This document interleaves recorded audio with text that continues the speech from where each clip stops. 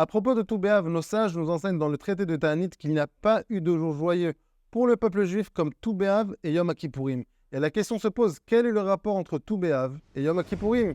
Tou B'Av, c'est un jour qui est reconnu comme le jour de l'amour, où les tribus ont reçu la permission de se marier entre elles. Et Yom Kippourim, c'est un jour de prière, c'est un jour de réconciliation avec Hachem, c'est un jour de pardon. Alors, quel est le rapport entre les deux? Tou B'Av, c'est un jour de Hardout, c'est un jour d'union entre le peuple juif et lui-même. C'est un jour où le peuple juif s'unit, c'est un jour où le mari et la femme apprennent à se connecter, à s'unir. Tandis que Yom Kippourim, c'est un jour de réconciliation, c'est un jour de connexion avec Hachem. C'est un jour où on essaye vraiment de se connecter avec Hachem, où on lui demande pardon pour les péchés que nous avons faits, pour qu'il nous reçoive et pour qu'on puisse se connecter avec lui davantage. Le but de Tou B'Av, ce n'est pas de marquer l'occasion le jour même, de faire une sortie avec son mari, avec sa femme ou avec sa famille même, d'aller au restaurant, d'acheter des fleurs, d'écrire une lettre. C'est très bien, c'est très important de faire ça aussi. Plutôt, l'idée de Tou B'Av, c'est vraiment d'intérioriser le message du jour, de l'approfondir et de le vivre toute l'année.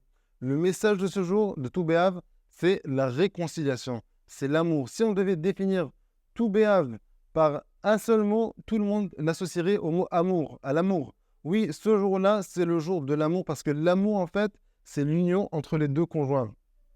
Et ce qui unit vraiment les deux conjoints, c'est l'investissement dans le couple, le fait d'investir dans son couple, de comprendre les comportements qui améliorent le couple, qui le renforcent, apprendre la bonne façon de parler, comment communiquer, comment agir, les attentions qu'il faut faire. Toutes ces petites choses, c'est ce qui construit l'amour. Et pourquoi?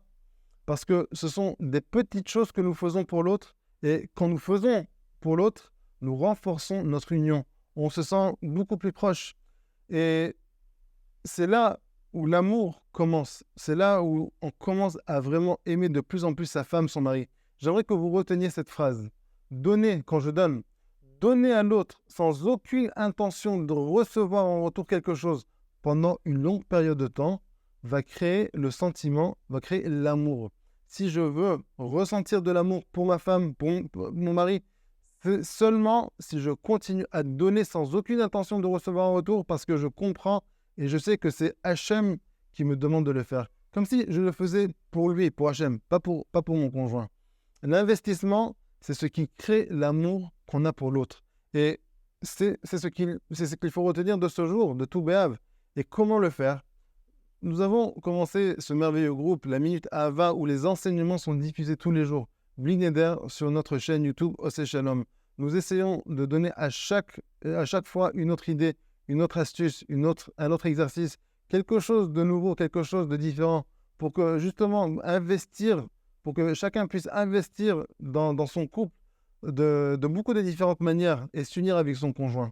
Donc, écoutez ces enseignements et les mettre en application, c'est vraiment ce qui va unir le couple. Regardez-les, apprenez de ces vidéos. Chacune ne dure que quelques minutes. Partagez-les et faites profiter aussi les autres. Bessorot Tovot.